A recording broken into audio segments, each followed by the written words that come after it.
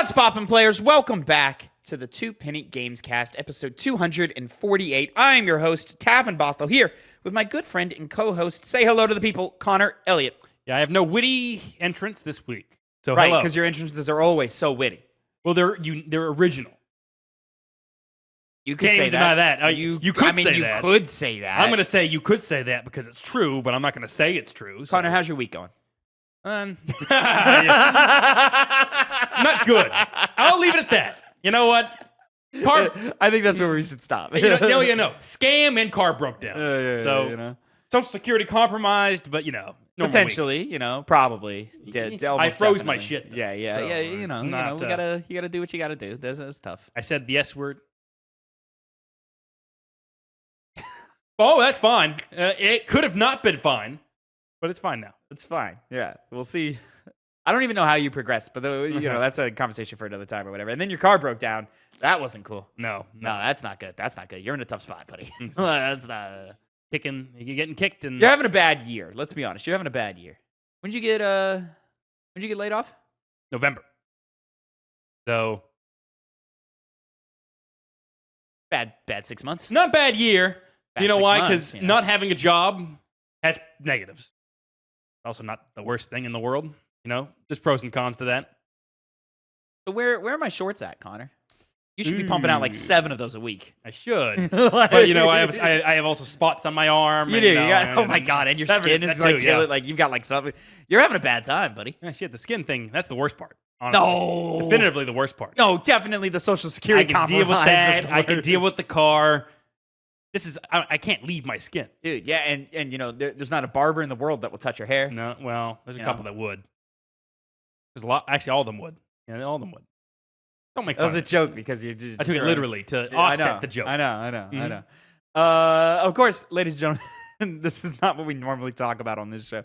This is the Two Penny Gamescast. Each week, me and Connor come to you with the nerdy news you need to know concerning the video game industry. We each come to you with 2 topics, 2 pennies, if you will, and we give you our 2 cents on them. You can catch this show live every Monday afternoon over at twitch.tv/2pennygames, which we really should have a conversation about switching over our live streams to YouTube. That's the 3rd time you said that. I know. I've said it a lot. Listen, it's a lot of back-end work. I run 2 jobs, and I go to school, and I do this. It's a lot. Yeah. It's a lot. But make sure you like, subscribe, follow us on Twitch. Follow us on all of our social medias down in the description below. If you can't catch the live stream, make sure you go over and subscribe to youtube.com/@2pennygames. There you go. Because we post this every Tuesday, 8 a.m. Central Time, alongside mainstream podcast services of your choice. Connor, we didn't really talk about it last week. We just kind of yapped last week and had a good time yapping. But I don't have a clever transition or an opening question, which sucks because I did on the drive here from school. I did have, because I was thinking about what we were going to talk about. Because there's not really any interesting news this week, much like there wasn't any interesting news last week. Some important key factors. There was a bunch of detailed drops on Ghost of Yotei, which the game is sounding great. Very excited about that, but it's not worth talking about as a full discussion piece. At least I don't think so. You can wield the Naginata spear. Yeah, you can get a bunch of weapons in there. Yeah. It does sound. Let's just go ahead and talk about it. So, they've said this is their most open and interactive world, most player choice driven open world that Sucker Punch has ever done. They're doing sort of like a Mega Man thing, where you've got 6 people that you got to go out and take down, and I think you're going to get a new weapon style after every takedown. Probably, yeah. Something like that.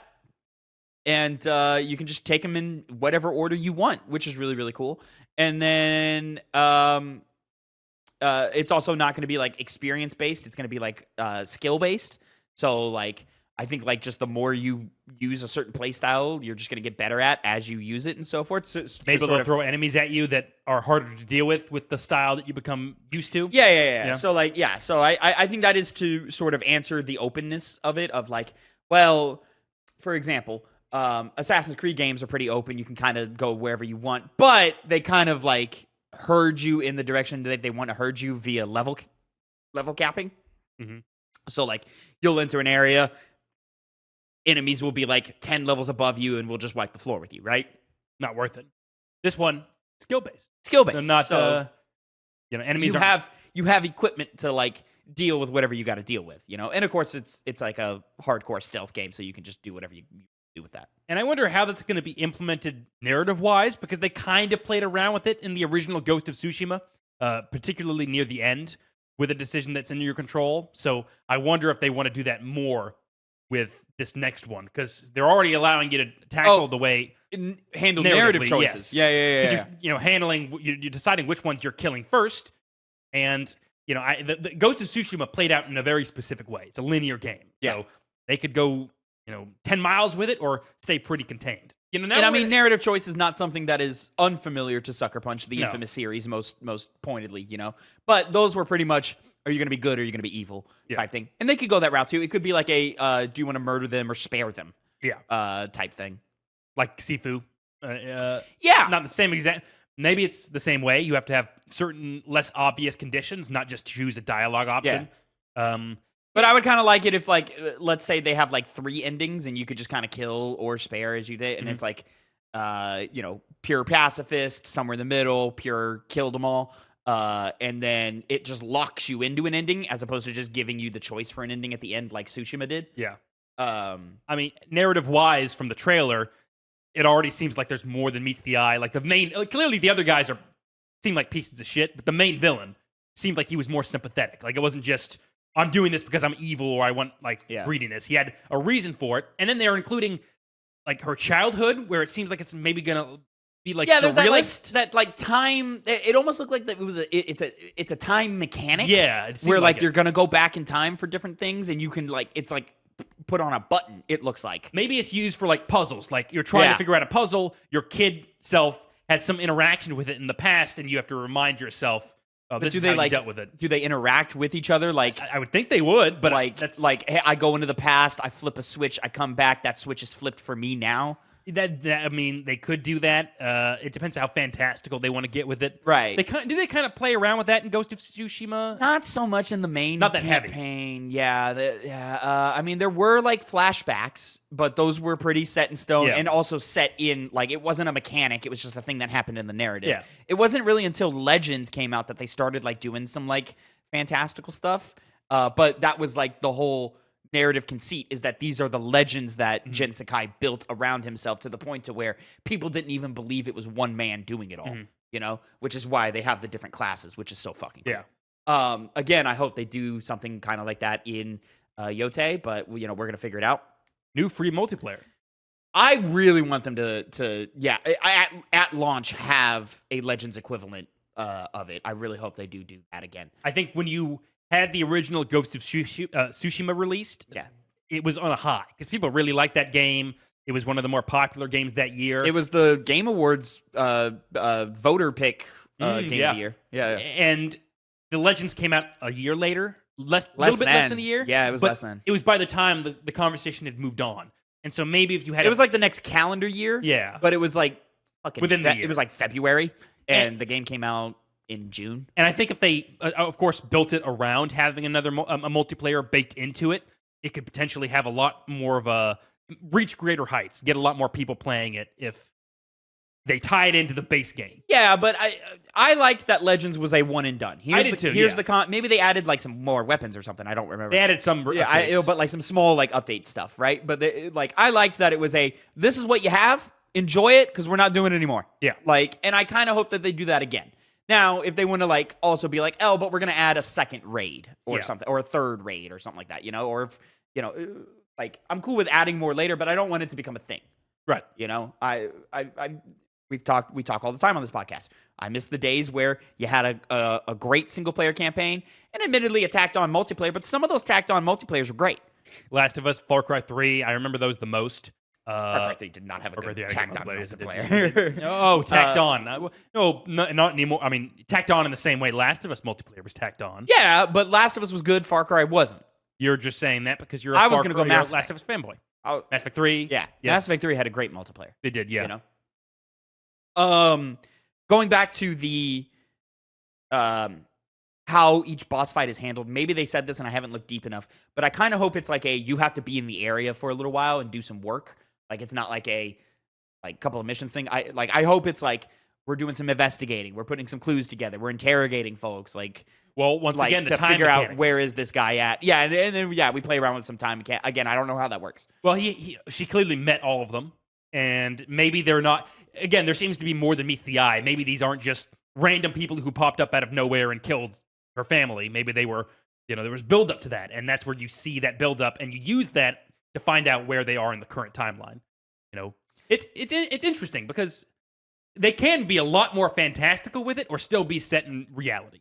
And I hope they go fantastical. I do as well. Yeah. I think that'd be way more interesting. I know the first game did not put us in that realm really at all. Yeah. But I really do hope they do, because I think that's where Sucker Punch is their most interesting, is when they do cool, wacky stuff like that. Like they sort of did with Infamous, like they sort of did with Sly Cooper. Yeah, especially I remember what pissed me off when I was hearing about news when they were rolling out Ghost of Tsushima. Not even rolling it out, in the months up to it coming out. Yeah. They had touched on the fact that it's set in a historical time period during a moment, and they didn't base any of the characters or stuff off of actual historical figures. And it seemed like, well, if you're going to make a game that's set historically, maybe we're do that. already fictional. Yeah, I mean, exactly. Why not just do whatever you want with it and play around with it? And maybe now with this mindset of, we're not going to be so set in a moment in time, the Mongol invasion, the second Mongol invasion of Japan, that we're going to, play around with it and do something more, magical.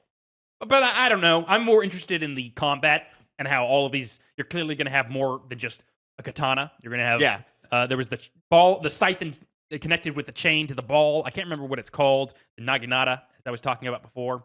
Yeah, bunch of stuff. Yeah. And if they do it Mega Man style, where each boss gives you a new weapon, That'd be cool. that would be cool. Are we still doing the 4 stances per weapon thing? I don't think so. If we're having all those weapons. That's a lot of weapons. Yeah. I think they're trading it out in favor of that. Because remember, Jin was a samurai. So he's learning how to fight like a samurai. She's clearly just part of a clan. It got wiped out. And now she's trying to. She's we're a ghost. adapt. Yeah, we got to adapt to different things and so forth. Yeah, it's not going to be the narrative of, Jin's conflicted with this necessity of how to wage war against the Mongols versus this samurai code of honor and lifestyle he had been raised up around. Right. It's not going to play around with that, clearly. As we get closer, I get more excited for Ghost of Yotei. Yeah. Sucker Punch is interesting with how they always make amazing games. So, what name one not. Second Son is just okay. They make high quality games. They do. Yeah, They do. quality games. Yeah. But They haven't had a miss. they've never. No. Yeah. Yeah. Not that I can recall. At least. No, they've never had a miss. Well, oh no, I'm thinking of Insomniac. No, yeah. So Sucker Punch has never had a miss. They've never had a bad game. They've always had bare minimum good. So yeah, I was excited about that. Ghost of Tsushima was fantastic. It wasn't like one of my favorite games ever, but it was really, really good. And it had a lot of people. It was a lot of people's favorite. Yeah. Yeah. People adore that game. Almost to the point to where I almost feel like it's a little overrated, but Sucker Punch as a studio is so underrated that I'm like, fuck it, let them have one. Let them fucking have one. I will see their magnum opus. And to be fair, Tsushima came out in a highly competitive year. It did Yeah, that was a tough year to beat. Last of Us 2, Final Fantasy VII Remake. Still stood out though. Still stood out. Yeah, and people uphold it that high, and I don't have a problem with it being up that high. And I also don't think it, I say overrated. It's not like it gets like a bajillion 10 out of 10s. No. I think it gets a lot of 8s and a lot of 9s, and a lot of people really, really like it. And so I'm cool with that. My whole thing with the overrated thing is when people give a game ridiculous 10 out of 10s, and it's like, this is clearly not a 10 out of 10 video game. This game has problems, like a Red Dead Redemption 2, for example. Nothing but 9s and 10s. And you look at that game and go, all right, but this game has problems. And we're just going to ignore these problems? Pacing mainly, which is a problem when you have a narrative-centered game, and you get really, really slow at a lot of points in that narrative. Even mechanically, they get slow. You're forcing me to walk through camp. Why? Why can't I run across camp? Or we are just going to take a whole break and go to this island that sucks. Yeah, there's Red Dead 2 had a lot of problems, and it's too long. Mm-hmm. But I think every single Rockstar game is too long. Especially GTA 5. I think that's the most nefarious, because at a certain point, it seems like it's not even saying something. At least Red Dead Redemption 2 is doing something with character. It just seems like Like the Hollywood stuff, it seems like it's kind of not the Hollywood stuff. I felt that way. I feel that way about every single one of them. Mhm. Whether it like even Fair. Bully, it's like, all right, I get it. Like, can we get to the end, please? Like Red Dead 2, I was like, how long is Arthur gonna be sticking around this guy? Who's the leader of the guy? Dutch. Fucking. I was 15 hours ahead of Arthur, where it was like, Dutch, your plan sucks. Well, the loyalty aspect is why. I get it, but it got to a point where I didn't believe it. But he raised them though. Like, they were kids when he. I guess, yeah, but it was too much. It was too much. That game needed to be 10 hours shorter. You know. And then they do a lot of they continue the open world aspect after you get past a certain point of the game. I liked all that. I liked it all too, but it extends the game very, very far. Yeah, but I was fine with it. My problem was with the Arthur campaign. Fair enough. That was too long. I was totally fine with here's a post credits epilogue. Yeah, it's gonna take a long time, but we're doing it anyway. Like type thing. I was totally cool with all that, and it led to getting what's his face, so it was worth it. That was a cherry on top of that. Oh yeah, yeah, that was great. Red Dead 2 is a great game. Oh, it is. Yeah, highly overrated. This is my thing, Connor. Is like a lot of these games that I would personally deem is because I feel like, yes, they're good or yes, they're great, but why do we ignore these key problems with the game that are so blatantly apparent? And if it were any other game, we wouldn't let it fly. But because it's Red Dead Redemption 2, we let it fly. Because it's Legend of Zelda Breath of the Wild, we let it fly. Because it's even The Last of Us Part 2, we let it fly. Why? I think it's because elements in which people highly, highly value are in people's minds a lot more than the dregs. You know, like Breath of the Wild, for example, we're playing it through. I'm going to keep my thoughts minimum. Yeah, because we review that next week. We do review that next week. Yeah. I will say, all of the elements as they work together, as the whole picture, make it to where it's a grand experience. You know, sure, there's bits and pieces here and there, but these games have so much, especially Red Dead 2 as well, so much stuff in them that you kind of just remember the key moments, and the dregs kind of just go by the wayside at the end of the day. That's all. I'll refrain from saying more from there. But, I think Last of Us Part 2, that's where it comes into being a little bit different, because it's a very of the three examples I said, I think Last of Us Part 2 is the least offensive of those three. Like, I would say so, but I think the element in which there's far less elements to appreciate in Last of Us Part 2. Or at least to engage. There's lots of less things to engage in Last of Us Part 2, as opposed to Red Dead Redemption 2. This massive open world game with tons of stuff in it. Breath of the Wild with tons of stuff in it. It's a one-track game at the end of the day. Not a bad thing, a linear game. And so those issues become, I think, even more blatantly apparent and damning than ones where you can at least, eschew them in favor of the key elements of what. Like Breath of the Wild, for example. I mean, but I won't say that. I personally think Last of Us Part 2 earns its rating more and has let me say that even more clear. The things that like people ignore, the blatant problems that people ignore, I think there's less blatant problems with Last of Us than there are with Red Dead, and personally how I feel about Breath of the Wild. Definitively true. I would say the biggest issue is the integration of it is a video game and the narrative, where it overall ends up being way too long with too many samey gameplay segments that are high quality. You're right; they aren't as. But at a while, you're like, okay. In the same way with Red Dead games, how many more GTA clickers games. Do I need to kill before I roll credits? Like at some point, you're like, I just want the next cutscene. Yeah, exactly. Yeah, that's where I was at that game. And same thing with Red Dead 2. But Red Dead 2, there's so many other things you can say. I'm going to go off and fuck around in the world. I'm going to go track down this murderer. See, I felt that way about, and I feel this way about every Rockstar game. Too much of both. Like you just like. It's weird to say too much content is a bad thing, but I think there's so much in Rockstar games that like the quality drops mission to mission because it's like, well, we've already done 6 shootout missions, so we can't have another shootout mission. So let's have in GTA 5, let's have a mission where you gotta be at the docks and you're doing this crane thing, right? Or in Red Dead 2, let's have this thing where you gotta follow this lady around and I don't know, pick flowers or something. Like, and it's just like, this isn't fucking fun. Like, and this is boring, and I don't care about this narrative, this smaller sub-story that's happening. Like, this sucks. So why is it here? Within that, I would say there's lots of, focusing on Red Dead 2, there's lots of sub-stories that are extremely interesting. I'm focusing on Red Dead 2 so that we don't go to Breath of the I Wild. know, yeah. Like, for example, you were saying following a woman around. I don't know if that's a thing. I know. Yeah. It just popped into my mind the one where it's also different depending on who you are. Well, no, actually, this is different. Arthur, you find that woman whose husband had died. I don't know if you did this side quest.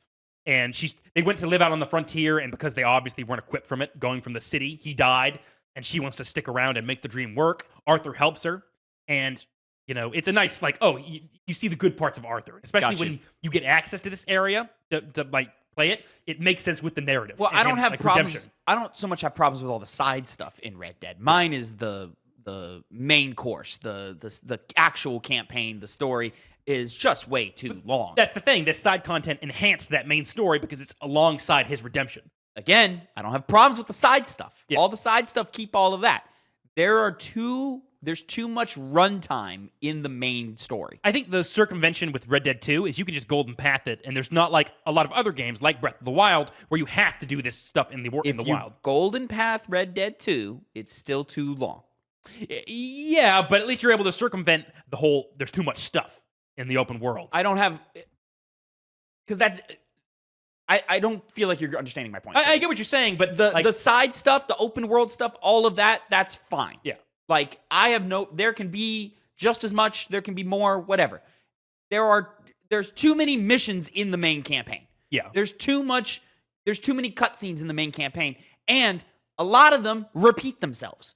Yeah. Not, like, literally, but, like, the number of times that Dutch goes, we have to follow the plan. And the number of missions and the number of, like you could take, like, the campaign set up over, 5 chapters? Yeah. You could probably take 2 of those out. Mm-hmm. And the campaign would be stronger. It would have more to say, But because you dilute it with the same messaging again and again and again, it's like, all right, I fucking get it. Yeah, I fucking get it. It's the same with GTA 5.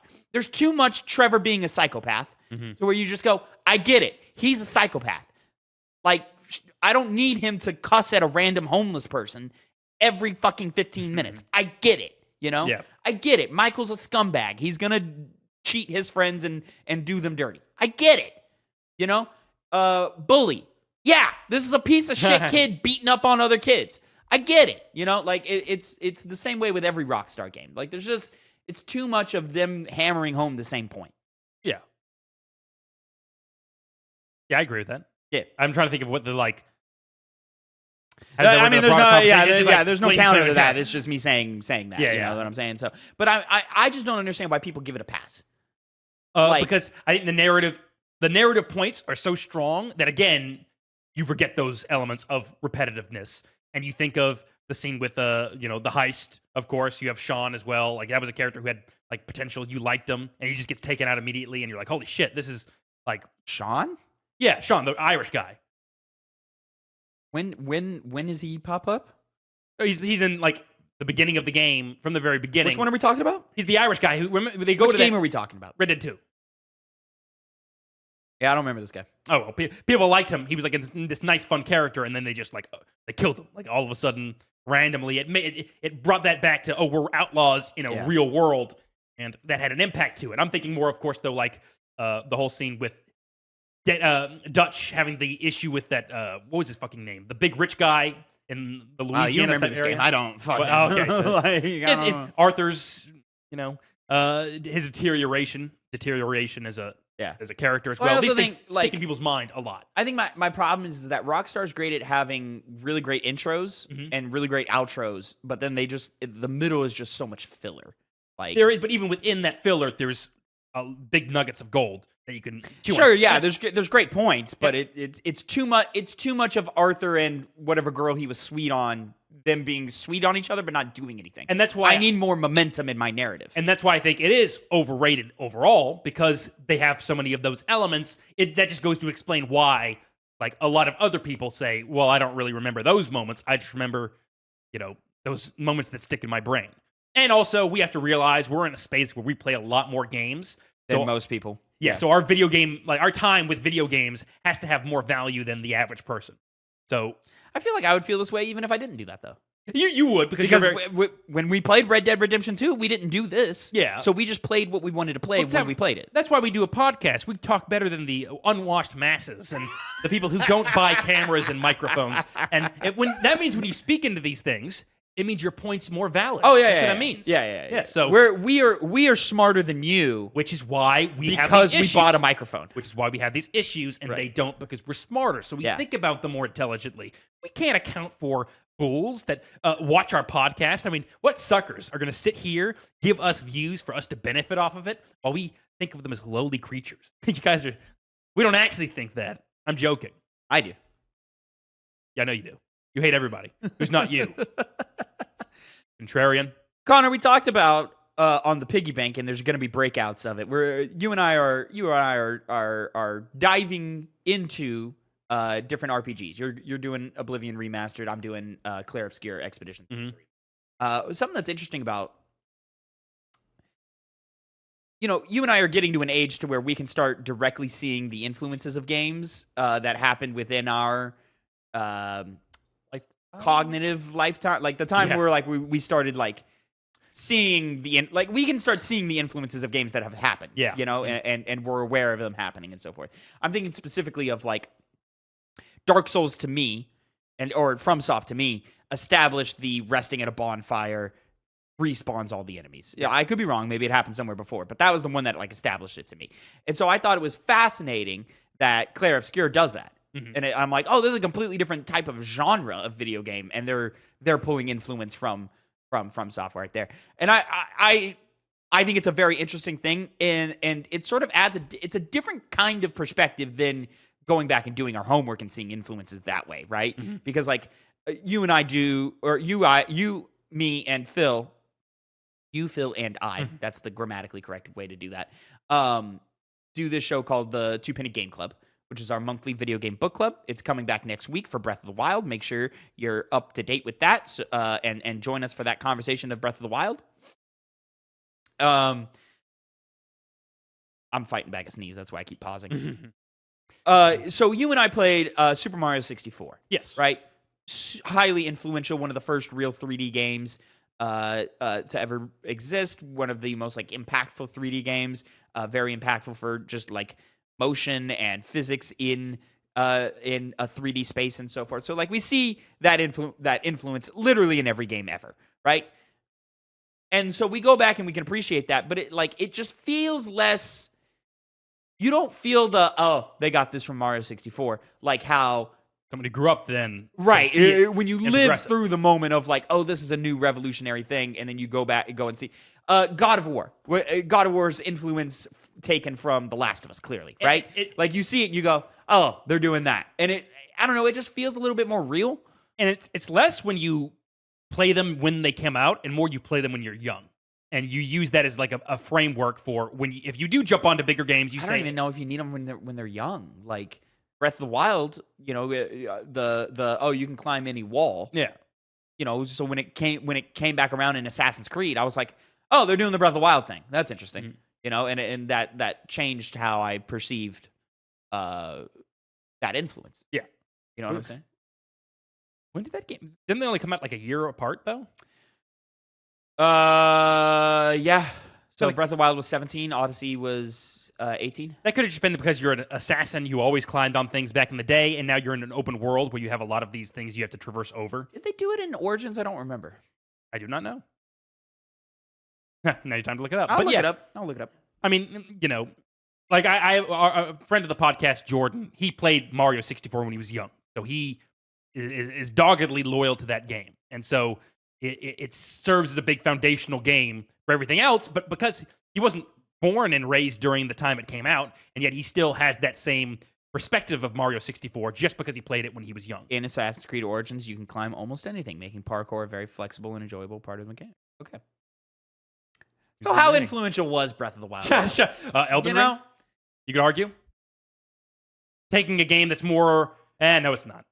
Oh, no, yeah, it could be, but it's hard to say. I think Elden Ring was going to be Elden Ring regardless of Breath of the Wild. With how quickly they turn over games, it's hard to say that's entirely true. They could have been like, hey, we just see this new game released, start implementing it. Make a game around it. But again, you can't climb anything in Elden. Like, you can't climb in Elden. I'm thinking more exploration, not climbing. I guess, yeah. But I mean, like, go out and find random shit. Less. But there was a lot of like great. Do you need to take that? I do need to take Okay, that. all right. Well, we'll hit a pause. How long was Elden Ring in development for? I mean, When did they announce Elden Ring? I don't even know when they announced it. see, actually, that might be where 2019? They might have 2020? I feel like 2019. Surely it was before then. No, because it had to have been E3 2019. Oh, okay. So Yeah, Elden Ring was one of those things that like yeah, never mind. I never like saw when it was announced. It just always felt like it was always around, and like people like it was like one of those things that like you ever have a blind spot for how much anticipation is behind something, Yeah. and then like you turn around and you go, oh, this is the most anticipated game of all time. Holy shit! Well, admittedly, we didn't even know that until it released. Really, when it hit those crazy sales numbers. No. Oh, well, yes, it exploded more than we wanted to, but in terms of like our sphere of people talking about it was a highly, highly anticipated title. Yeah, because it's FromSoft, and they already established themselves. Yeah. But this was But broke out into even new- within it's FromSoft, it was a different level of anticipation than what had come before. Like people were because they had the George R. R. Martin shit Yeah, that's and true, they everything did. else, and from the jump they were like, hey, this is one to be excited about, and then it was. It was just one of those things that like I didn't even really know it was happening until like there was a pot on stage at Jeff Keighley's Game Awards for 2020, and I was like, "What the fuck is this about?" And you're like, "Oh, it's for Elden Ring," and I was like, "Oh, is that okay? I guess that's super anticipated." All right, cool. Turns out it was. And it was. Elden Ring's a good game. Yeah, it's hard. Sometimes it's very hard to tell what influences what. Because like I just thought that for a second, Breath of the Wild heavily impacted Elden Ring. Clearly, it did not. They had to have had those elements already kind of hammered out what they wanted to do, exploration wise, open world wise. Your thing with the climbing in Breath of the Wild. We're using Breath of the Wild as a key example. Clearly, I think it was the last. I think it was. I mean, I think Elden Ring was the last like highly influential game that like we're gonna see. Clones of. Or we're gonna see clear inspirations and that. But even in that, the influence could be from Elden Ring, but it could. I think resting at the bonfire is the most like relevant thing FromSoft ever did, or most influential thing that innovative thing that FromSoft ever did is the resting at the bonfire. Well, Elden Ring would never have hit the reaches it hit. It did if From Software hadn't established itself like that with Bloodborne. But you were seeing titles grab that prior to Elden Ring. Of course, Jedi Fallen Order, for example, does it. Now, granted, where was I going with that? Fallen Order in the same genre. So when it popped up in Clair Obscur, I was like, oh shit, we're doing it here too. That's really cool. And then you think about, well, what does that do for the genre? And you go, oh, well, grinding is a huge thing in these games. Or in turn-based combat games, right? Some grinding is like a big thing in here. So this makes it very easy to grind. Because, you think about like a Pokemon where like, you're like, fuck, I got to go out and it's random encounters and I'm running around. And then eventually I got to take my Pokemon back and rest them up and then come back out here and do more random encounters and so forth. This one, it's like there's a map. You're gonna run around the map and see the enemies and grind out the enemies. You know exactly where to go to get these enemies and kill them, and then you go and you reset and you come right back. It's not it takes the randomness out of it. Which allows grinding to be more intentional, which I think is a good thing. Even though I do like random encounters, I do as well, but it's not always. Well, you're talking about Elden Ring, right? No, I'm like turn-based RPGs, like Final Fantasy and so forth. Yeah, and but that's one of the reasons why they're, I think, making such a good game, because they're breaking that mold. They're not necessarily going with what's only what's established, and kind of bringing other elements from games you wouldn't typically associate with RPGs of that kind. I forgot to say it on the piggy bank. As we predicted in the lead up to Clair Obscur, Final Fantasy better be taking some notes. Yeah. Because clearly, 1 million copies sold. Clearly, there's a hunger for this style of game. So you say that. You're not on Twitter anymore. There was a big conversation that was going around because people were saying what you were saying. What kind of were saying what you were saying. They were saying it, though, in more of a generalization of JRPGs and RPGs rather than just Final Fantasy. And in doing so, they were ignoring tons of games that did stick with this model and played around with it. Just in basically just going off of what's like popular in games nowadays and only thinking in terms of those rather than... My counterpoint is how many turn-based RPGs are we getting? Persona. Yeah, Persona as well. There's a lot of other ones though that we aren't even familiar with that much. That was being used as examples, but they're games that exist nowadays, and Well, you're skewing those in favor of just the big one. My perspective, well, yes, because Final Fantasy matters. Like in the same way that like there's a bunch of survival horror games, but not too many of them matter until Resident Evil comes out. Well, I'm thinking in terms of like this is specifically more comparable for Final Fantasy because it's going for the same kind of thing that they're clearly leaning more into, more of a high fidelity looking, narrative driven experience. Right, but my problem is that Final Fantasy tried to go action, and they're not very good at that. Exactly, and that's where they should be taking inspiration because there's more similarities with a game like Clair Obscur than there is with something like Bravely Default. It's a JRPG game, one of those ones I was describing. Also, Fire Emblem is an example. If we were discussing some, Fire Emblem doesn't need to change.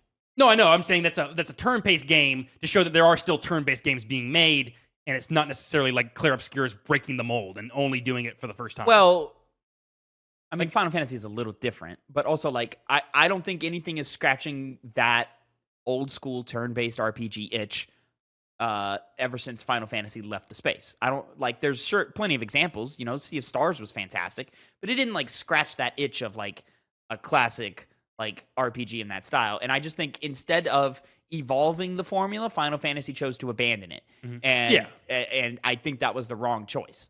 Even though it eventually gave shape to things like the FF7 remake combat, but like I think that's fine the way it is. Let that be that, but like put some turn-based back into Final Fantasy 17 should be a turn-based game. Yeah. Mm-hmm. To your point, just a side point, I would credit Kingdom Hearts more with that combat system. Again, you have Nobuo Uematsu rather than... I didn't say it wasn't. Oh, I mean, you were saying like it was like the move from Final Fantasy to more action-based led to that. I think that's more of a case of Nomura wanting to make a game that he's familiar with making.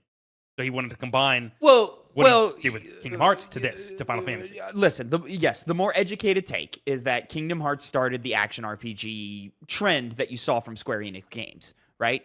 In the sense of like, but it just kept going and going. Like it started in Final Fantasy 13 is where the action started. No, that's turn-based. That's turn-based.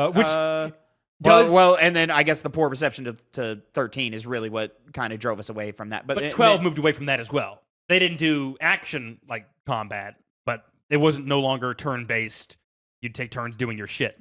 They went back to that with 13, and yeah, it didn't hit so well, so they did 15. Yeah, and it made a lot of money. I think. Yeah, 15's not regarded well, right? Like it's not regarded well because the game. But wasn't finished. It's not like one of the worst games ever. It's not. It's just not regarded super well because it wasn't finished. But the current edition of the game apparently is very good. Like it just it needed work done. It wasn't good at the game. Because I still don't think it's like, even with that, I don't think it's regarded as like one of the greats. Oh, it's not. But it's considered a great game. Not as far as like Final Fantasy's catalog. Yeah, it's not going to be in the top 10 at all. Even I would say. You think? 10? Narrative's pretty great. No, maybe not. What are the top 10 Final Fantasy games? Like this is tough because I've really only played 7. Well, let's see. I would say Final Fantasy 1, just because I kind of have to. It did something interesting with narrative at the time, though, too. Like, again, that's Final Fantasy revitalized, like, was it Square Enix at the time, or was it Squaresoft? Or I'm forgetting my history, but it revitalized the company, Square Enix, who they were then. So I have a question.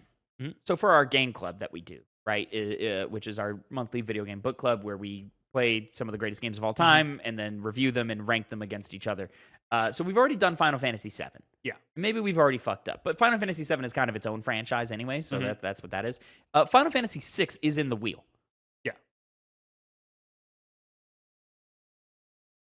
There are pixel remasters for 1 through 6. Yeah. On everything to make all 6 original games playable in this state.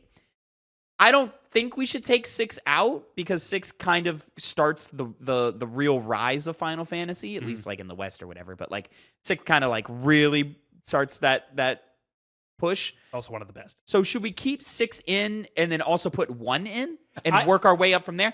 Or do we focus on key titles? We've already done 7.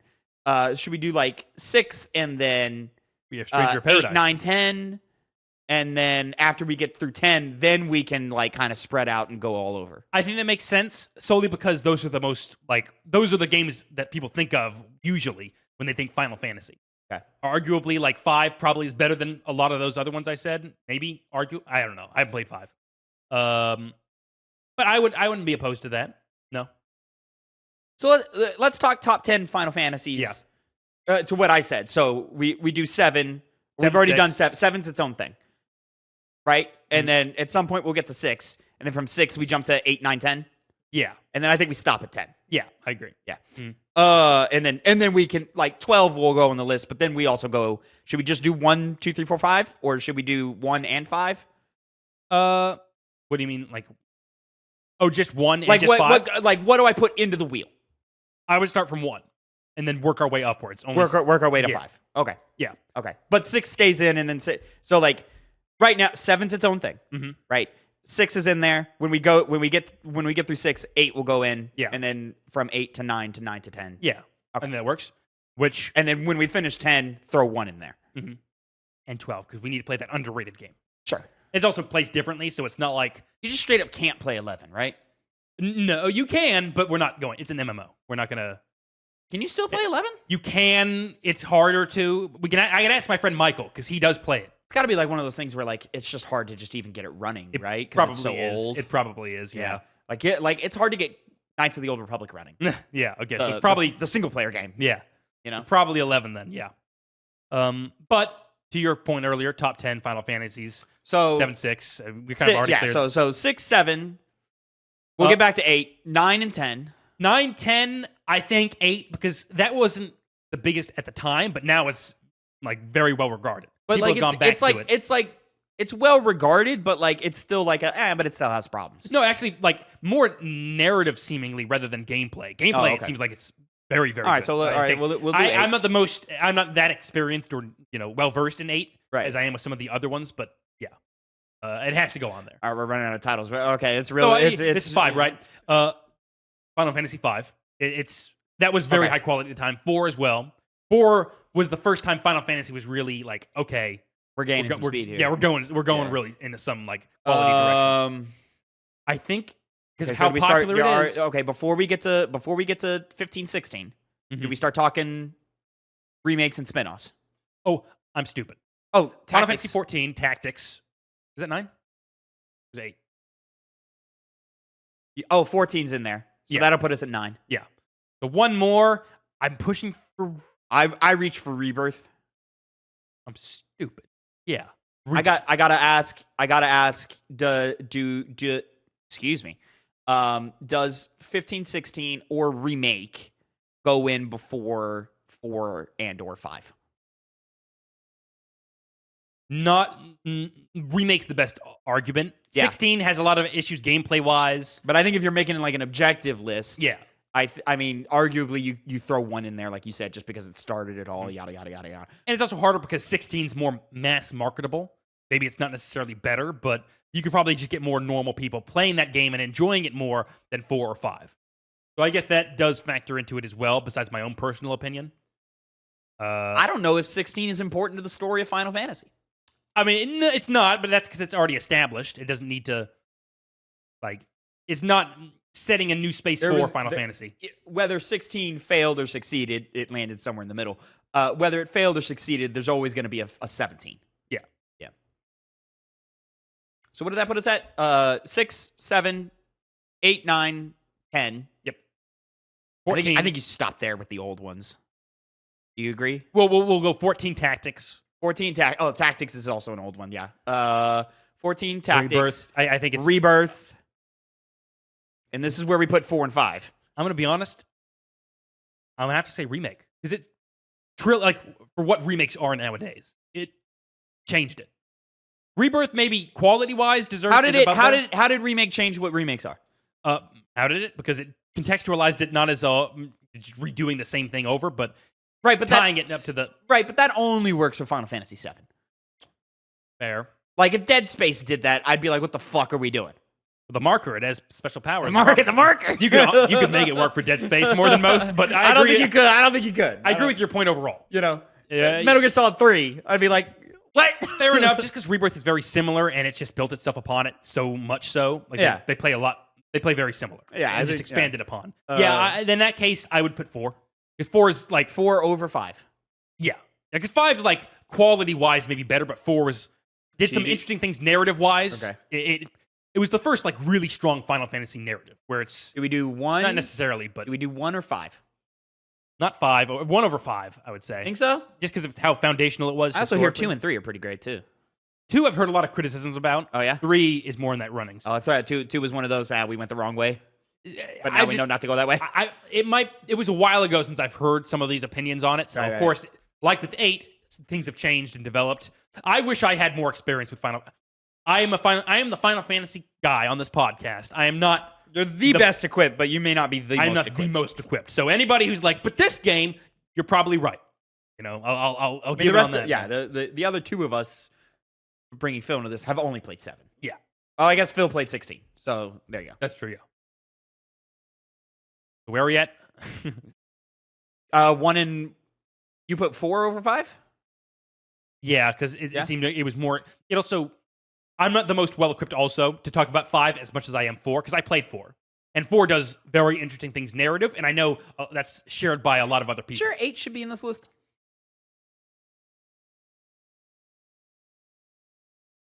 I guess you can argue against it. Again, it goes back to me not being as well versed as I would like to be. I'd be willing to take it out just because is some still contention amongst that where Yeah. like 4 and 5, I've never heard anybody say anything negative about those at all. I think we take 8 out, put 5 in.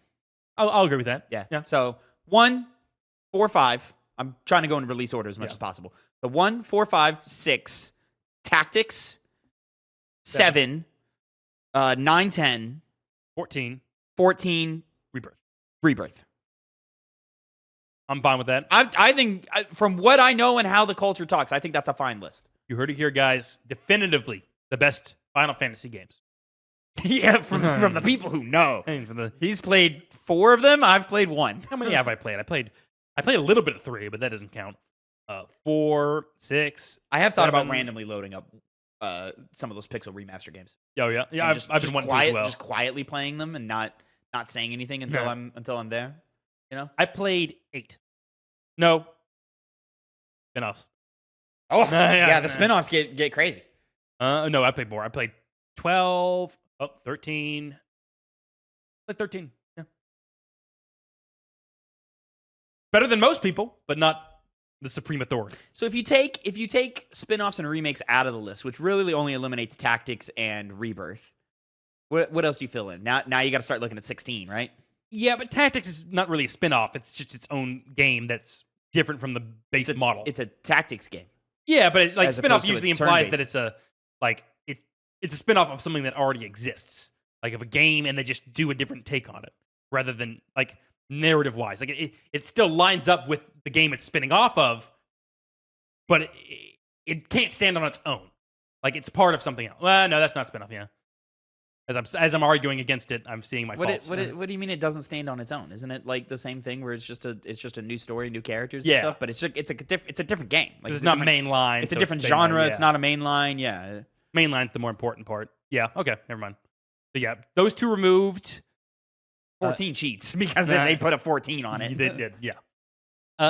I would include 16. I think because of how I think 16 enters the conversation if Yeah. you take Tactics and remake and Rebirth out. 16. Oh, I want to say 12, but it's not going to be it. It'd probably be 3. That's one I've heard 13 has been looked upon more more favorably with time. But the issue is a lot of that's still not great. Okay, You know, it's not an character-wise, eight, it's not mainly. fully an 8 thing. It's mainly because the characters. Yeah, They yeah. don't like as a Final Fantasy game. You have to have, 10-2? Or do we 10-2. Oh, 10-2? Oh, do we just lump no, they're do we different. just lump sequels? No, they're different. Okay. Yeah, it's a sequel really. I don't hear much about 10-2. Because I haven't heard much from it either. Yeah. I have it because I have the new one that came out has both 10 and 10-2. And it continues the narrative in a one substantial way. But besides that one substantial way, yeah, I've never heard anybody talk about 10-2. That and the main character designs people really like. Female protagonist, which is usually not a Final Fantasy mainstay.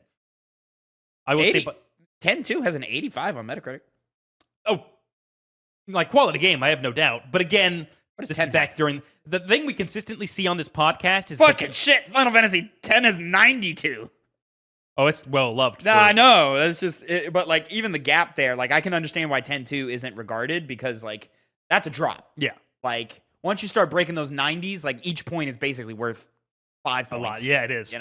No, I mean not 10-2. Oh yeah, I was going off to the side to say the best thing about Final Fantasy 13 is Lightning. She's a great protagonist. Well, that's why like 13-2 It's not is a light. Which one's lightning? 13-3. No, it's not called that. 13 Versus? What's it called? I never played 13, that one. 13 Versus is the game that got Yeah, canceled it's and then not. turned into 15. And then they put it in Kingdom Hearts 3. Lightning Returns, Final Fantasy 13. It's a Crisis Core style thing in terms of like naming convention. Oh, yeah. All It's 10-2 was the 13-2 was gameplay wise better. I can't talk on this. I played it. It's been so long. And I remember 13 going into it. I heard a lot of bad things about it, but I enjoyed my time with it. Besides these characters don't do anything for me, especially after 12. Which Do you think they ever stop? Just saying numbers. Yeah, Do you I think they know. ever stop putting a number on it?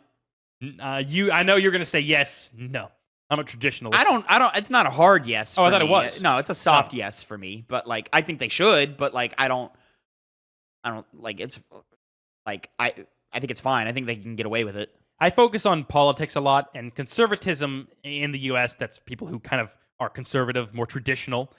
I always accept the new things. Why are you so stuck in the mud and like back in the old days kind of shit? Not for Final Fantasy number. It's a roundabout way to get to that point. I'm a conservative on that. No, why do we change it?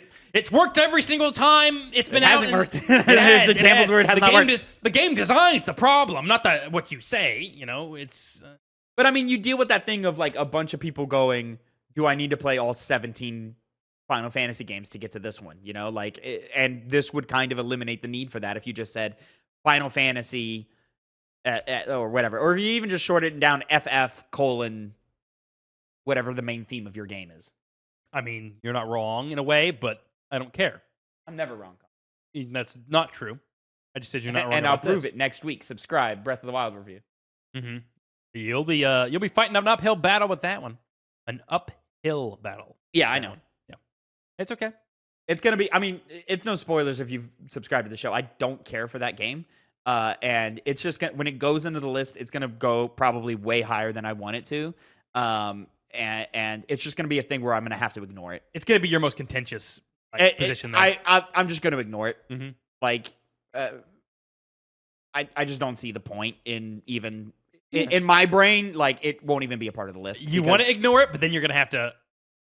If it ever for whatever reason gets to a point to where like wherever it lands, it's like, all right, do we put this game above or below it? I'm probably always gonna say put above it. But I probably will get outvoted, but at that point I don't care. Mm-hmm. Like it's just gonna have to be a thing where like I personally will have to pretend like it's not there. Yeah. Like for the majority of like things. how I pretend that BioShock isn't near the bottom. I'm not even like a dog defender of that game. In fact, I think people overrate it, but it doesn't deserve to be below a lot of those other games. No, it does. Yeah.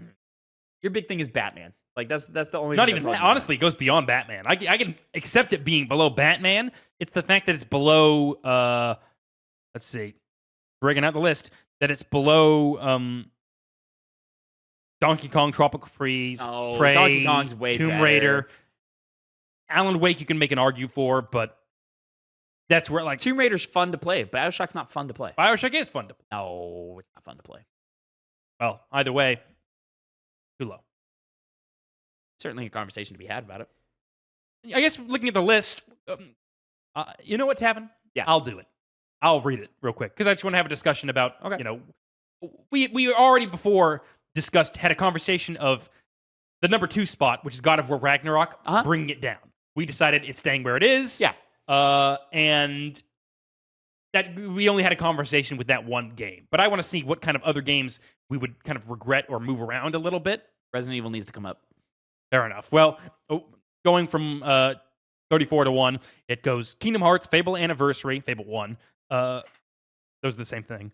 BioShock, Donkey Kong Tropical Freeze, Prey, Tomb Raider, Alan Wake, Batman Arkham Asylum, Uncharted, Drake's Fortune. I'm going to pause you. I'm going to pause you at Uncharted there. Tomb Raider, I would probably today put below Prey just because Prey feels more intentional in what it's trying to do, even though I didn't like that game. Tomb Raider's a more fun game to play. Yeah, but Tomb Raider, I think, is also a more nothing game. Mm-hmm. That's a very fair argument. I mean, because Prey can be very bland to play, I don't have a problem with it, but I see the reason there. Again, I'm not moving anything, and if I don't feel strongly about either argument. Those two, it's like you could switch. I don't care. Yeah, like, it's more when it gets higher up is when these things really become like neck and neck. Yeah. But 25, where I left off, I'll go I'll stop at a certain point. Signalis, 24, Halo Combat Evolved, 23, Dead Cells, 22, Shadow of the Colossus, 21, Mario 64. Signalis is in such a great spot. 20, That's Resident Evil spot. 4. I'm sorry, I stopped listening because I was talking. Give me that again. It was 25 Signalis, 24 Halo Combat Evolved, 23 Dead Cells, 22 Shadow of the Colossus, 21 Mario 64, 20 Resident Evil 4, and then we'll stop right there. Those are fine. Yeah, I would put no, that's fine. Yeah. I remember I thought Halo should be higher, so I would put Dead Cells below it. I thought about that too, but I think Dead Cells it's reasonable. Is better playing. Yeah, that's fair. Yeah. There's and was nothing egregious, quote unquote impactful enough to where it can be there. You know what I'm saying? Continuing onwards, 19 Portal, 18 Banjo-Kazooie, 17 Ratchet and Clank, 16 Pokemon Soul Silver, 15 Severed. We'll stop right there. Severed and Pokemon can switch. Ratchet and Banjo should switch. Like Severed, I don't care so much, but Ratchet, Severed and Pokemon are much like how I felt about Tomb Raider and Prey. Where I'm like, you could or you can. I don't really care personally. Severed's more doing something interesting, but Pokemon's more impactful. Yeah. Pokemon's still a really high quality game. And they have the ending segment where it unveils, you can go back to the whole first region. It's 2 games in 1. Yeah. So, yeah, there's that. Which I would give more points if, once again, the base gameplay was more, interesting. Yeah. Which is to say that's just very bare bones as far as JRPGs go. Banjo, I genuinely think, is just a better game than Ratchet and Clank in almost every way, except for obviously story. But that's because Ratchet cares about its story a little bit. Yeah. But I think level design is better in Banjo. I think. See, that's the first part where I don't think they're so different. Maybe that's true, but not such a point where it's a really matter of intention, or it's a thing that differentiates these two games in quality. I think if you also just grade on the curve of Banjo being old and on a previous generation, gameplay wise, I think for their respective generations, and if you take that into account, the gameflation of it, Banjo plays better. Yeah, and I don't really gameplay. I also think those are pretty synonymous with one another. Sure, Ratchet and Clank plays better, but yeah, the time curve has to be factored in there because they're so close that you can't say it's better playing than Banjo. It's 97, 98 to 2002? And in that era, every single year, we had huge leaps in technology. Yeah. So, yeah, I would switch those two. What's below Banjo? Portal. I'd probably put... Portal just such a, it comes in and does its thing very well, but it doesn't really leave as much of an impact or have as much... 2 hours long. Taste, yeah. As soon as it finally starts cooking, it stops. Yeah. I think Portal's a better made game, but just because there's not enough content in there, Ratchet can stay above that. So yeah, I would just switch Banjo and Ratchet. I will say about Ratchet though, justifying it being above Banjo. First of all, I feel like the charm is more present throughout the game. Banjo-Kazooie has a nice fun art style, but it's just because there's no plot, there's not interesting dialogue constantly happening. I like Gruntilda. She's fun when she pops in and says her little fucking thing and her rhymes. I always found a lot of enjoyment out of that. But compare that with Ratchet and Clank, where I'm actually laughing at multiple points through that game, and the ending area doesn't suck. I think that's just because the jokes are quote unquote better, just because they're actually written jokes and not what's a dumb thing that we can have Gruntilda say right now. But I think Banjo's the more charming game, in every other aspect. the world, the colors, the Colors, yeah. yeah, like how More vibrant. how everything looks and how everything sounds. Like it's Mhm. just more charming. Ratchet's got like a little bit more like groundedness to it, like and so it comes off a little bit more gray. Mhm. And like I enjoy like its conversation about capitalism just as much as you do, but uh, I just think Banjo is more charming, and I just don't think Ratchet and Clank has that much to say. Mhm. Same extension, neither does Banjo-Kazooie. Yes, but with the balance of the sliders, Banjo has a better balance of sliders with what it's trying to do than what Ratchet does with what it's trying to do. You know what I'm saying? I get what you're saying. I just don't think that's, again, very vast and any kind of difference that's meaningful. Of those 5, I'm not mad at anything you said. Now we'll get to the more contentious area. Now it's where I have a problem. 14, Resident Evil. Too low. 13, Chrono Trigger. 12, Dishonored. 11, Metal Gear Solid. 10, Shovel Knight. That's where I want to stop it right now. Resident Evil should probably top those 5 that you just said. Maybe Shovel Knight's higher. Dishonored needs to come below Chrono Trigger. I can accept that. Not Dishonored. Because Dishonored, it's so fun to play around and approach the levels and the missions in a variety of different ways. Also, I really like the stealth in that gameplay, and the world's extremely interesting as well. You're not wrong. Both those have. I just don't think it's Dishonored. Kind of reaches like, oh, it's another video game level. Like it's still a great game. Love that game. Great level design. Great world building. Cool art style. Fun stealth gameplay. I think the action side of that game really falls really short. And, not being an action game, and its story is just kind of whatever. Like it's a fine story. And even though I think Chrono Trigger is also a fine story, when you actually look at it, you gotta put some gameflation on that bitch. And so yeah, I think Dishonored comes below Chrono Trigger, and I think Resident Evil rises to the top of this. I hesitate to put Resident Evil above Shovel Knight, but they're two. I could go either way on that one. I'm surprised you're putting it above Metal Gear Solid. I get why. They're very comparable. All of these games are very comparable, I would say. Yeah. But those 3, I'm like, those 3 could probably go in any order, and I'm fine with that. But yeah, I think Resident Evil plays better than Metal Gear. I think the only thing Metal Gear has above these 3, like of these 3, Metal Gear's only topping in terms of narrative. Yeah. And Kojima's such a clunky writer that like it's not like the most amazing narrative ever. But it's charming. It's charming. You like it. It's good time. And for the time, it's very influential and very important. Like there's a post Metal Gear Solid 1 world in terms of story and narrative, but not like the nth degree. Like I think Final Fantasy at this point is doing great stuff with story as well. They are, yeah. It's just not told in the traditional, more cinematic style. The cinematic voice acting, storytelling, and stuff. Like in terms of voice acting, Metal Gear Solid raises the bar so fucking high. I just think Shovel Knight is just such a high quality game, and I think Resident Evil is also a very high quality game, but it sits in that realm of Metal Gear Solid 1. Yep. So, yeah, I mean, none of these are egregious at all, and honestly, none of these things in the top 10 are egregious. I would say. No, there's one thing that's egregious. There's one I know you're going to say. There's one thing that's egregious. I actually, a lot of this was formed based off of what happens in these next games that I'm talking about, which is, I'll just go down 9 through 1. 9, Portal 2, then it goes Doom 2016, Yakuza 0, Metal Gear Solid 2, Hades, Final Fantasy 7, The Last of Us, God of War Ragnarok, Metal Gear Solid 3, Snake Eater. Cutoff point right here, I'd say is like definitively... Portal 2 is the most offensive thing here. That's too low. See, I understand what you're saying. I really, really do. My issue, and again, my bias is that I don't appreciate puzzle games as much as I do many other ones. A lot of the reasons why, and Portal 2's an example of this. God, I love being genre immune. Yeah, right. I fucking love it. The problem is that it's the same thing over and over and over and over and over and over and over again. There's a lot less differentiation. In comparison to what? All of these games are the same thing over and over again. But Portal 2 is a lot more bare bones than something like Doom. Than something like, well, not Doom. Actually, that's the thing. In the way you describe puzzle games, I could say that about Doom. I could say that about Final Fantasy VII. I could say that about Hades for sure. That's the one thing here I would change, because this is what I was thinking of recently. I would put Portal 2 above Doom. Because that same exact reason. They are basically the same thing over and over and over again. Portal 2 to a much more masterclass degree. And it has that great charm of... I would put Portal 2 above Hades.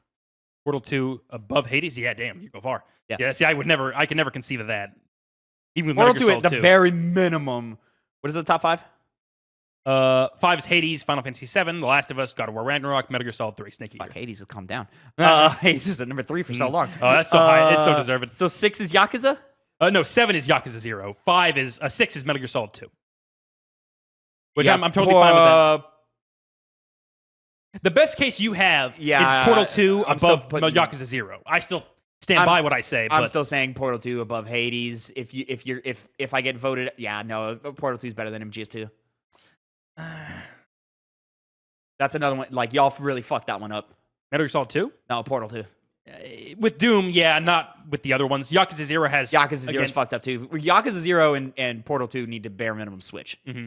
I understand what you're saying, because, again, Portal 2 is, like, extremely tightly made. But, with Yakuza 0, you have the main narrative. You have all of the things you can do in the world. You have, fairly fun combat, kind of wears its welcome out by the end. But then you also have things that we didn't dive too much into, like the cabaret control and... we talked a lot about that in the review. You guys did. I didn't. Oh. The cabaret control and the real estate shit. There's way more to play around with as a video game than in Yakuza 0 than Portal 2. Whereas Portal 2, like, you're also never going to go back to that. But none of it is as good as what Portal 2 does. That's true. Like, there's not it's not a God of War thing where everything's at an 8, so the game becomes a 10. Yeah. Right? Yakuza 0 is like, some of these things are 4s. No, that's where we disagree. disagree. Some of those mini games are bad, dude. What are we talking about? There are bad mini games in that. There's bad storytelling moments in that. There's bad, like, the game looks like shit. The storytelling, the only problem narrative-wise is the whole bit with the gun part and shooting people. Yeah, but a lot of the side stories are dumb too. And like they're dumb in the sense of like, we're having dumb fun, but like some of them are just bad. Like, and it can be dumb fun, but like it's bad dumb fun. And if every sub story walks that line of like, are we gonna be charming, or like, are we gonna be corny? And sometimes they lean way too far into that corny shit to where it's like, this is bad. But that's the thing, is there's so many elements that you can just say, oh, this isn't really grabbing my attention, I'm going to stop doing it. I did that with tons of side quests. And then when I found one that was like, oh, there's a lot of side quests that lock you in and you have to beat it. It's not like I can walk away at any moment thing. Most of them, though, they are. No. I can't think of any that like lock you down. The Michael Jackson one where you got to like help this dancing. That was fun. Thrillers. I liked it, but like once you start that mission, you're locked in until the end. But I just can't think of a lot of them that do that. I think most of them do that. They're just all so short that you didn't care. Mm-hmm. That's also kind of the other thing, is that it adds into the point I was going to make overall, which there's just so much to appreciate in Yakuza 0 as opposed to just one thing. Y'all make me sound like a Yakuza 0 hater. I know we do. I know. I really like that game. Like, listen, your argument makes sense. It totally makes sense. I just think this is, in the same way that when you're going to come to me with Breath of the Wild and be saying things that both me and Phil massively disagree with, I can't say that just because they I think that's a different argument. Because my point is Breath of the Wild has glaring flaws that we all just ignore for no reason. I don't think they're glaring. Whereas Yakuza, I think we all generally feel about the same on Yakuza. It's just that you guys just like it more than other games, whereas I appreciate the quality of the game more.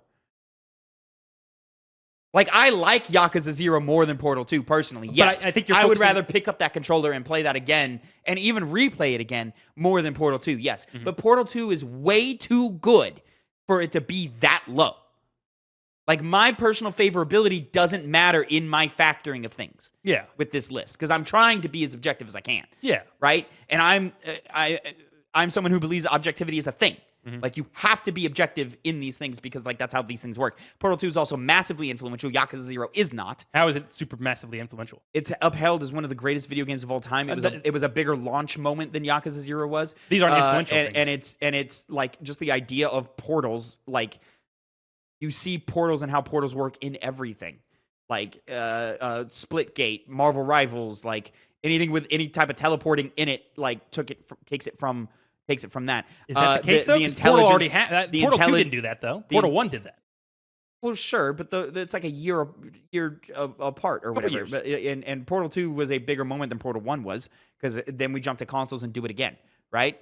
And the level of wit in its writing and stuff, like people put Portal 2 in like great storytelling lists. I don't agree with that because I don't think it's like that great of a story, but because of what it did when it did, people believe it is.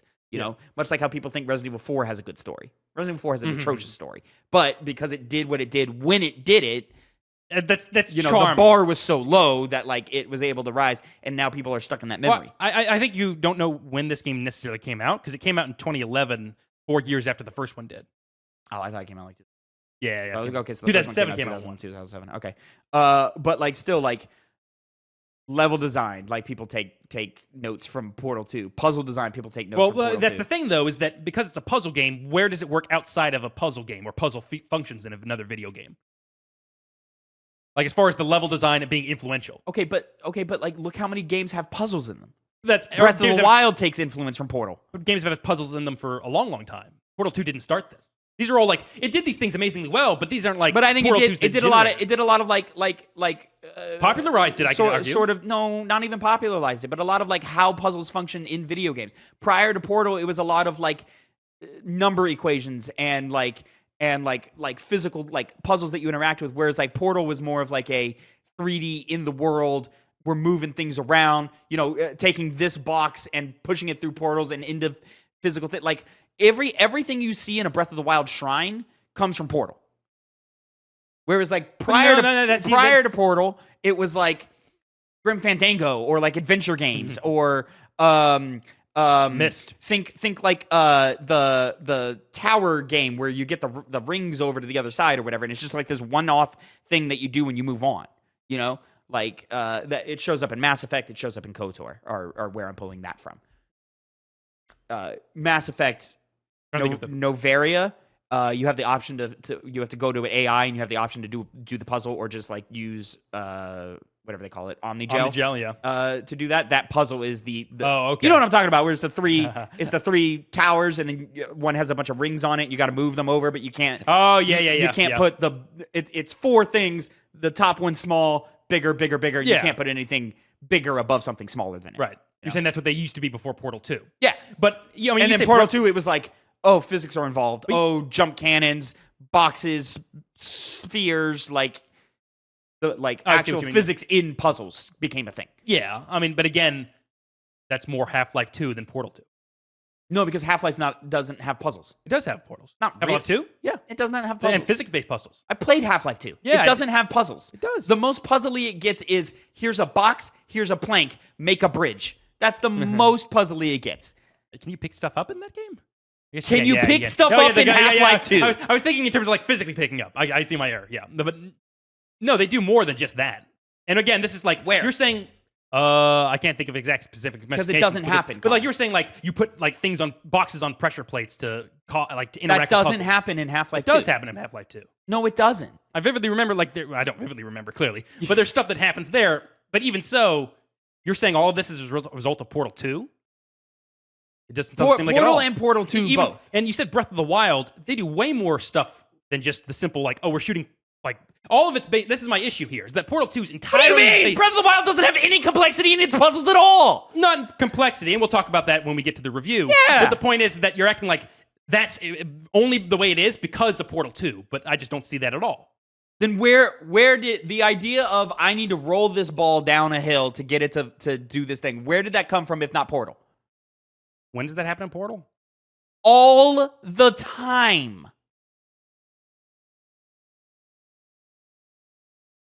Like a ball? Maybe not so much the ball, but like putting a box into a thing that shoots it across the thing. Yeah. Where does that box land, and how do I get it to land where I want it to Sure, land? I agree, but I mean, Breath of the Wild does a lot more than just that. It's not like those things over and over. Using the gel to speed yourself up to give you momentum to hit this jump, like type thing. That's where the 3D physics in puzzles comes from. Again, those kinds of things, if not done to the same degree, because it's not puzzle games, happen in Half-Life 2. When you're traversing through they things. don't happen in Half-Life 2. There's not things like that in Half-Life 2. There isn't. In Half-Life 2, you use are you talking like the watercraft segment where you have to go up a ramp? But that's just to No. cut off your progress so you don't backtrack so that they can load the next level. No, it's not that. Let me see. The most Half-Life 2 does is you have a plank, make a ramp out of it. Mm-hmm. Like, that's the most Half-Life 2 does. Everything else is like, to my memory, like picking up key cards and or keys of any kind to open doors. Yeah.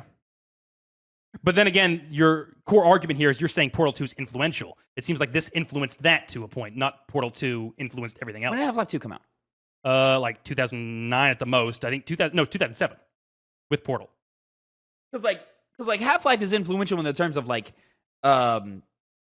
in terms of like 3D physics, yeah, for sure. 2004. But like not to really. Wow. Did they include it in the orange box? Huh? It was in the orange box. Yeah, but you remember the orange box had 3 Half-Life 2 games. Yeah. Did it have 3 Half-Life 2 games? Wait, what? Half-Life 2, Half-Life 2 Episode 1, Half-Life 2 Episode 2. Now, Episode 1 and Episode 2 are dramatically shorter than 2. Yeah. But, you know, it's like, what, Half-Life 2 is, what, like 9 hours long? Episodes 1 and 2 are probably around 3 to 5. Yeah. You know, somewhere around there. So, still meaty. You know what I'm saying? But, like, Half-Life 2, I see as more influential as to what it did with first-person shooting. Like, Half-Life 2 is Half-Life and Half-Life 2 are, like, kind of, like, hanging around, like, Halo 1 eras of, like, we're figuring out how twin-stick shooting works. And then, like... But even so, I know for a fact that game was generational in terms of, like, using physics in gaming, implementing that. Yeah. Yeah. Yeah, because it was one of the first games to have, like, a physics engine in it. Yeah. But, like, that was more of, like, oh, dude, look how these bodies fall down when I kill them. And then I can pick them up and drag them and, like, look how they react and do all that thing. Like, that's where that is, right? And that technology is groundbreaking. But not in the sense of how do I as a player use it. You know, it's just a thing that is in the game, you know? I mean, like, to a little bit, because, like, in Half-Life 2, there's an early... I wouldn't even call it a puzzle. It's a thing where like you like jump down into a pit. There's a box and a plank of wood, and you got to use the box and a plank of wood to elevate yourself to get up to a new thing, right? But it's literally like a seesaw. It's not like a in fact, I think it is literally a seesaw, and you just have to put a box on the other end so that it doesn't fall down when you jump up it. I remember there was like a pulley system at one point, like a what do you call those things? The things that you. The laundry chute, like you associate them with laundry chutes, fucking shafts. Fuck, there's a name for it. Yeah, like a pulley system, like a levee, like a weight thing. Yeah, those were used in. I don't remember that. I don't remember that being a thing like as in a mechanic of something to overcome. To me, that's just like from my memory and what I would guess that is you like get in it, press a button, you go up and down. I will agree with you that that was used as a jumping point to do more complex puzzles in Portal and Portal 2. But even, I mean, you can even say that, but like, we haven't gotten to Half-Life 2 in this list yet. Yeah, I know. You know? Like, my experience with the game rather than the game club's right. experience. And also, the point of the game club is to go back and do our homework and like actually see, okay, what were they doing here and doing that? And we're just not there yet. Yeah. But like Portal 2 is one of the like smartest games ever made. And every game that ever wanted to be clever after that had to go and look at what they did. You know? I think you're over-exaggerating that importance because it seems like you can't really bring up hardline examples of Portal 2 doing that. It does it all over the place, dude. From just the simple what you do with the cubes, what you do with portals, what you do with momentum and physics, when the jails get introduced and each of those have different mechanics and you start using those intertwined with each other. Yeah, I'll also remind you. They made a co-op campaign that's arguably even better than the single player campaign that you didn't play, and that like adding 2 more portals and another human being makes the complexity of crafting those puzzles and making them work the way they need in like exponentially more difficult. Probably should have done something with that then. What do you mean? Played around with it? Oh, you? Yeah. We can go do it. We can load up Portal 2 right now. I'd have way more fun playing Portal 2 than this piece of shit fucking video game that you're making me play. The wheel is making you play. Yeah, and it fucking sucks. I didn't put it in there. I don't know who did. I think it was Phil.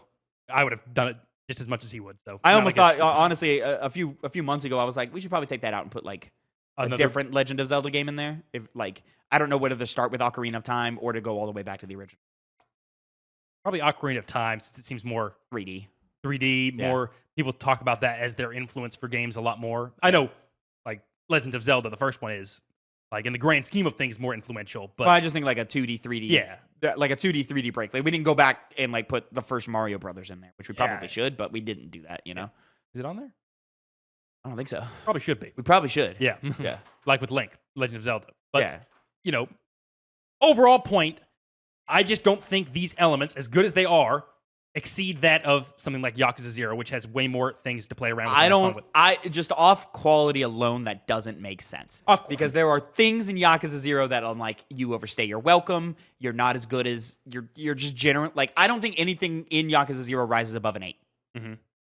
And I think quite a few things in Yakuza 0 drop down to like 5. Yeah, I would never go that far at all. Nothing in that game is bad. Which is kind of the issue Their with betrayal of characters, bad. not portray like in that one segment, yeah, but not like in general. That segment's pretty fucking important. It's not. Well, that's the problem. It's not treated as important, so it doesn't come across as important as if it was. But it is, because it like the rest of the game is like he's not gonna kill, and he's already killed. Yeah. Like, and I'm like, all right, well, what the fuck are we doing? Yeah. You know? And he also just does, like, it's like, it'd be a different thing if like in gameplay he was shooting guns, and he never does that. You know? So it's like, that's a real big problem. And also, I think there's just a lot in that game that's just not very high quality stuff. It can be fun, but it's not high quality. Like, it's not well built, you know? Yeah, there's just a lot of things in that game that I go, it's fine. Or meh. Or there's a bunch of points where I go, fuck, I don't want to do this and I'm stuck. And I just want to go beat people up and I have to go and listen to this stupid sub-story that is not well written and I do not care about. You know? Yeah, see, I just never came away from that game having that experience at all. I think you're doing what the Red Dead Redemption 2 people do and are forgetting it because you're having all these other experiences that you care about more. Well, the difference is this one's a video game and leans more into it than leaning into a movie. Like Red Dead Redemption 2 is very like, a lot of the reasons why people hold that game up as high as they do is because of the narrative and the storytelling of the narrative. Sure, but storytelling and narrative isn't tied to cinematic qualities. But it goes to cinematic quality. Like we said this before we started recording, of like comparing narratives and story and writing in movies and video games. You have to treat them differently because it'd be like, what was the quote? Talking about shot composition in a book, like commenting on how good the shot composition is. Yeah, asking for writing on the quality of asking for writing in video games, and in comparison to the highest quality writing in cinema is like comparing the composition of images in a book. But that argument doesn't have as much weight when you're talking about something that is entirely based off of a cinematic experience and does do those same elements. Is that how you feel about Red Dead Redemption 2? I don't feel that way about Red Dead Redemption 2. Yeah, I definitely think that way. Based off of stuff like the Last of Us game, like the first Last of Us. Yeah, it's heavier on the storytelling, and yeah, there's a lot of cutscenes in it. But my issues with, other than like character progression, like it takes too long for characters to make choices in the narrative. Like I have a problem with that, but it has nothing to do with cinematic. Well, I think that's the problem when you meld those more cinematic experiences with a video game. Well, that same problem would happen if it was in a book. Like if you just took the narrative beats and just wrote them out, like the screenplay, the book version of a thing. What is that called? A book version of a movie. What is that called? Like when they take a movie and then they go and they write the book. Novelization. The novelization of it. Like if you took the novelization of Red Dead Redemption 2, I would still go, why the fuck is there 200 pages of Arthur humming and hawing over whether or not he's going to tell Dutch to stop doing what he's doing? I think that part would be a lot better if you're not having a bunch of gameplay where he's also like seeing a lot more obvious cases of like, well, probably shouldn't be following this guy as much. And also, but those turn into actions in a book. Yeah, but there's a difference between reading an action sequence in a book than playing one in a video game over and over. Right, but your perspective is like, I don't even remember if this happens, but your point is like, oh, Dutch shot an innocent woman and said, shut up, Arthur, let's keep going. Like, before the game. That would play, what? Before the game he does that. Like what? I'm talking about any moment. I'm not talking about in the island part, in the island. It could be anywhere in the game. It could be anywhere, Connor. It doesn't matter. It's not like there's too many instances of Dutch doing something bad that should make Arthur go, oh, I don't want to hang out with you anymore. There's too many instances, but he doesn't come to that conclusion. He just grumbles and goes, ugh. Well, that's also because they're criminals who are not moral at all. Yes, but clearly Dutch has lost it. if the game is Yeah. 50 hours long, Dutch loses his mind at hour 25. Mhm. And then there's 25 more hours of Arthur going, oh, I don't know, Dutch. It's too much. And that would be the same in a book. If the book is 1,000 pages, Dutch goes insane at page 400. Why is there now another 600 pages of Arthur going, oh, I don't know? Well, as I was saying before, the fact that it's not just like some random guy like we're seeing him as, who we can analyze from an objective perspective. That's it's great. A guy who's That's great. That works for 10 hours in a video, maybe 10 hours in a video game. And I'm only talking about mainline path, right? And maybe 200 pages in a book, right? It would not work for 640 hours, whatever I said. You know, like, it's too much. It's too much, like, stagnant nothingness, right? And that's the storytelling. I also have a lot of gameplay complaints about Red Dead Redemption 2. Like, walking in camp is annoying. Like, sure, it's great. The horse testicles and the fucking beard growth is great technology, but what does it add to the video game? realism. Nothing. You know, like, yeah. Or realism. I kind of not even. I mean, I like the beard growth. The beard growth in Witcher 3 is great. I love that. I don't know. Witcher 3 is great. I want to play Witcher 3 again. You haven't played the new version. I know. I want to see if it's like really that much of a real new version. It'll be an improvement, but you won't be like blown away. All right. Kind of lost the plot, didn't we? I mean, we've been I was ready to about wrap it up when you brought in the game club stuff, and then here we are. Oh, really? Another like 30 minutes later, So there we go. Because you got to remember, like there's 30, there's like 30 minutes added onto that timer that you see. And right that's there. why I was like, did we only talk for like 20 minutes? No. We've been yapping. So, anyways, ladies and gentlemen, that'll be it for your episode of the Two Penny Games Cast, episode 248. Thank you so much for watching and listening. Let us know down in the comments below how you feel about our list, how you feel about the Final Fantasy games, and just anything else you just generally want to talk about. We'd love to incorporate your 2 pennies as well. Man, that'd be a really nice thing to be able to like pull from 2 pennies when we need one of these episodes where it's just us yapping. You'd be like, all right, well, what do you think about this topic? Yeah. So drop some evergreen topics. What do you want us to talk about? Until next time, have a great time. And Connor, say goodbye to the people. Go fuck yourself.